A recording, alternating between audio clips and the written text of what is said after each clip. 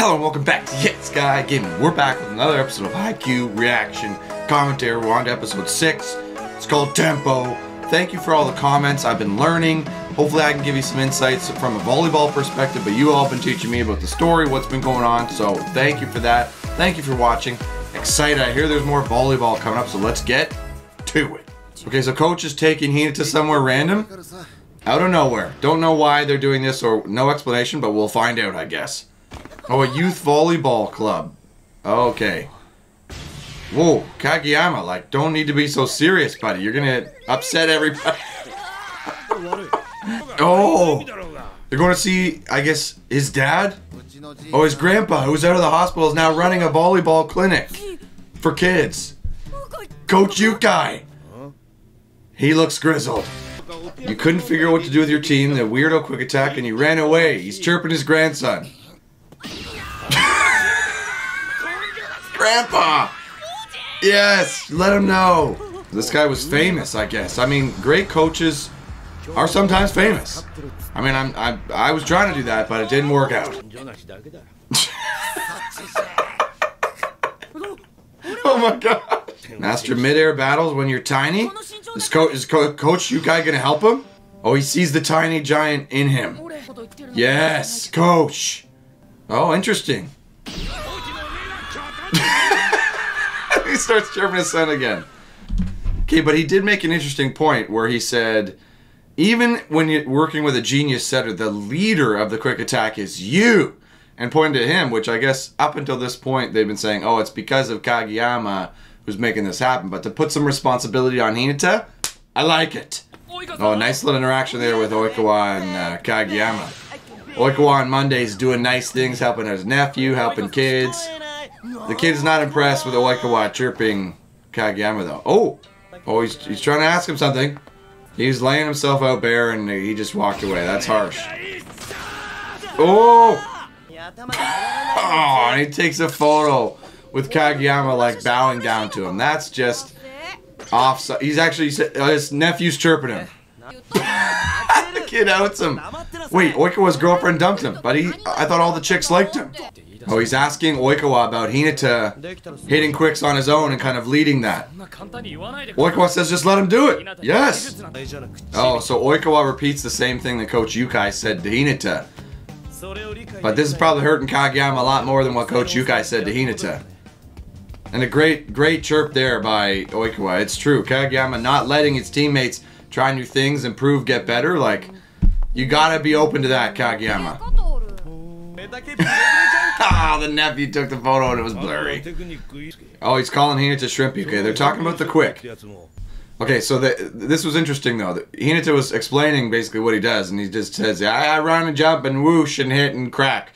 But Coach UKAI was saying, no. Like, I know what you're saying, but you have the one who needs to take initiative in this and kind of get to the right spot, show your setter where you want to be.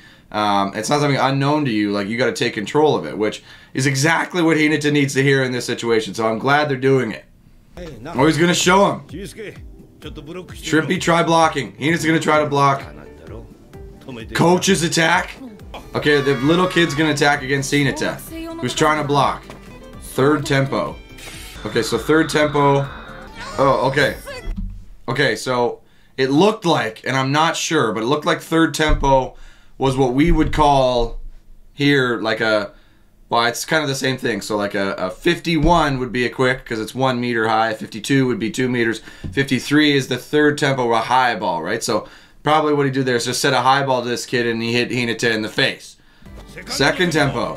Okay, so he calls second tempo. It goes for a 2 meter set. Okay, it's the same thing. Okay, second tempo, gets out there and slams it. All right, next. First tempo. So he's going to set outside to the kid a first tempo ball. Right? So it's basically an outside shoot. And he pounds it. Hinata couldn't get there. And these are little kids. 3 tempos you just saw. There's a big difference on how the spiker hit. No, they were all the same. Okay, he's thinking about what was different between these sets. The timing of their approach was different. So that's what the tempo is when you approach. Okay, so this is a good lesson, but I'm not sure why he hasn't learned it sooner. It's not how fast is the timing of the spiker's running approach. Fastest is the first tempo, so that's the only thing Hinata has hit, is first tempo balls. It's the best way to get around the opponent's block. Probably the attack you were doing without realizing it. So great work by coach. We need to actually understand it. I mean, I agree. Start your running approach before the setter's toss goes up. Yeah, which is what he's been doing. Setter tosses the spiker, and you crush it. Okay, so I guess the point he's trying to make here is there's first, second, and third tempo. I mean, there's fourth tempo if you really want to jack it up to the sky, but first, second, and third tempo balls. And he says unknowingly be hitting a first tempo set, which, I mean, makes sense. He's hitting a quick attack. So when they say super quick, I guess what the other teams are running is maybe a second tempo ball, like a little bit loopier on their quicks and stuff, which gives people chances to catch up. And he has just been running a first tempo ball, which is super fast, which nobody really runs as much, I guess, at that age. Is maybe what they're trying to say. Or maybe the other teams run that. I'm not super sure on that. But coach is saying that the attacker leads that. So if Hinata didn't run on, there's no place for the setter to go, which is true, but the setter also calls and tells the hitter what to do as well. So, you know, you are working together. It can't be one-sided.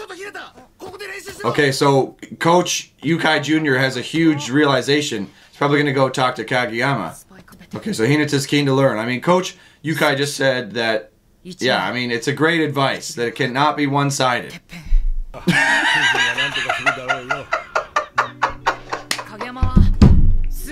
my god. That was the funniest thing. Oh man. So Hinata wants to learn to fight while he's at the top and be able to carve around and do the work.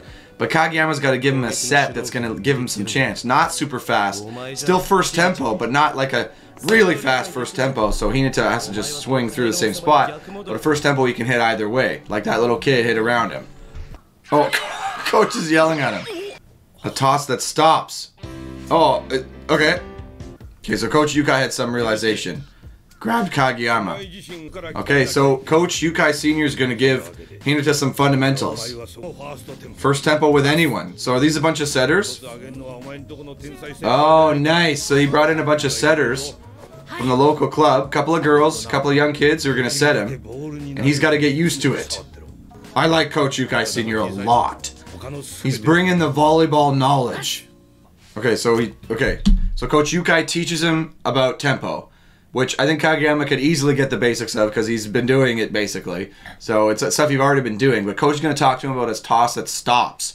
My prediction is he's thinking a toss that's going to actually come down through the hitting zone, even in a tempo ball, which is possible.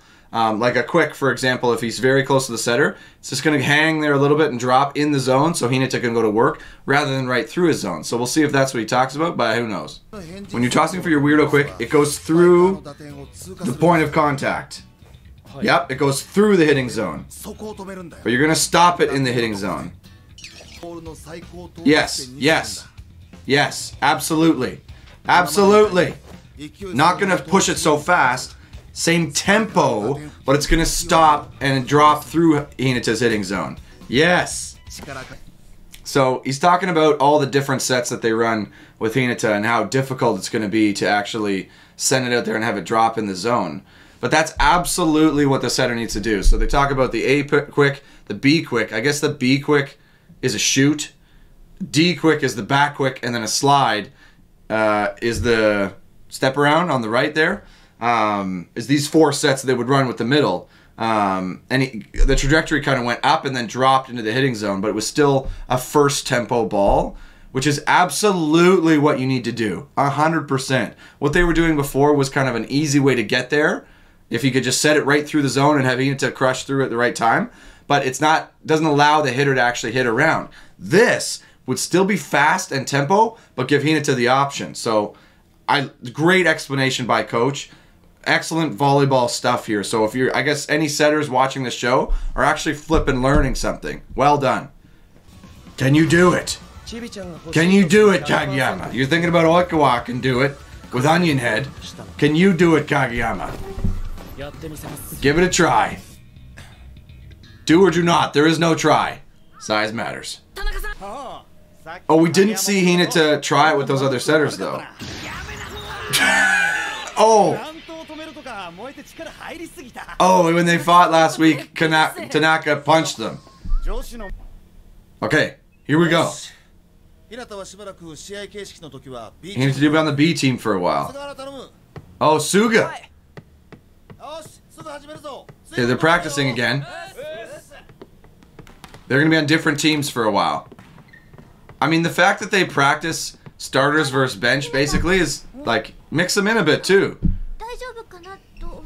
Yachi! I was wondering if you were okay. Yachi was thinking about you, Hinata. They're happy about that, I guess. We missed practice. Damn it. Oh, this is the girl. Miyumichi, who likes Daichi. Yep. Yep, they are into each other. He's asking for more practice time. Oh, Asahi's working on a spin serve. Yes, Asahi. Yes, thank you. It's about frickin' time we started upping the service game. Yes, yes, get good at your spin serve, Asahi. Oh. Ah, oh, he slides in. Just dimes him. Hey, bud, nice spin serve. I know you're working on it, but I frickin' dimed it. Oh, he wants to work on setting. Nishinoya wants to work on setting.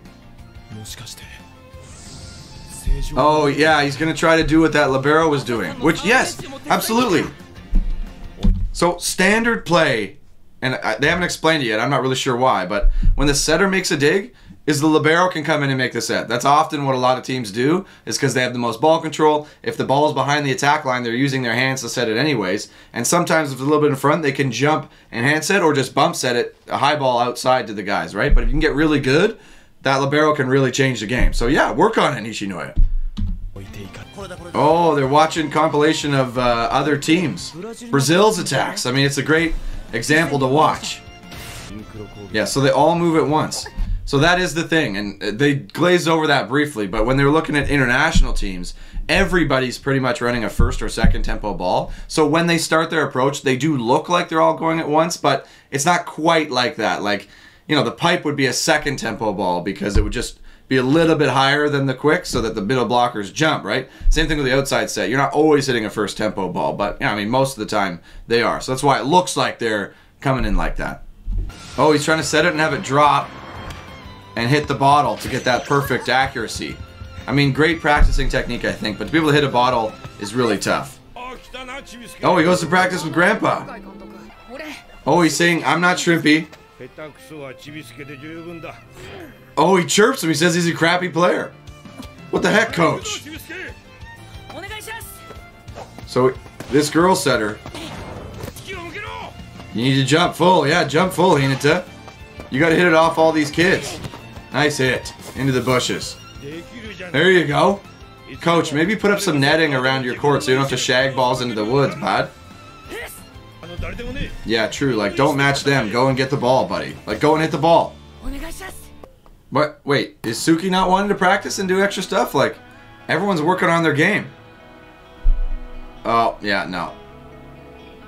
So Nishinoya is struggling with that. Oh, he's asking Suga for help. I mean, these guys are working hard and adding stuff to their game. The right stuff, too. Like, Asahi with the serve. Now he's teaching them the first, second, third tempo. This should have been taught earlier, coach, but better late than never. I guess that's why Grandpa chirped him. Well, this guy has a court in his backyard. He's teaching Yamaguchi how to serve. Then we got Kageyama working on this set. He's close. You're close, buddy. It's all good. Report card. How are the grades? Hinata. Not good? Buddy. Get better at school, Hinata. Oh, they brought them food. Because they're training when school's out, I guess. Spring tournament. Here we come. Hinata's hitting off of all these different setters. Might be short. Hinata, you've got to battle in the air and make it work. Yes, battle in the air, Hinata. Great move by coach to have Hinata hit with a bunch of setters who aren't as good as Kageyama to get him used to that. Oh, we call him Shrimp-O instead of Shrimpy. Oh, and this guy mentioned that. You've been promoted to Shrimp-O. Well done, Kageyama. He finally hit the bottle, buddy. Well done. Yes. Summer vacation. Okay, so this is the thing that is a bit weird about the schedule. So they go play a tournament in the summer when school is out. So they're doing a training camp again. before the actual tournament. Okay, cool. Alright guys, well that'll do it for this episode. I mean, a lot of cool volleyball stuff, a lot of learning there. I think of all the episodes we've watched so far, that one has the most kind of download of volleyball specific information, and they did a great job telling it. I mean, I think it's tough to try to explain things for people who aren't volleyball players about the actual stuff they're doing, so they kind of romanticize it a little bit. Like the set that stops, well it doesn't actually stop, it just drops through the hitting zone rather than firing it through, like that sort of thing. So I think they did an excellent job with that. Hopefully, for those of you who watched it the first time who don't know a lot about volleyball, comment down below if this was like a super helpful episode in getting you to get behind the team and realize what they're doing, because I mean, it was great, and I think it came at the right time in the story for them to take things to the next level. So now I'm interested to see when they apply this stuff and still face a challenge and they have to overcome and add even new pieces to the game. I think the next level is going to be super interesting. So anyways, that'll do it for this episode. Thank you guys so much for watching, and hope to see you next time on Hit Sky Gaming.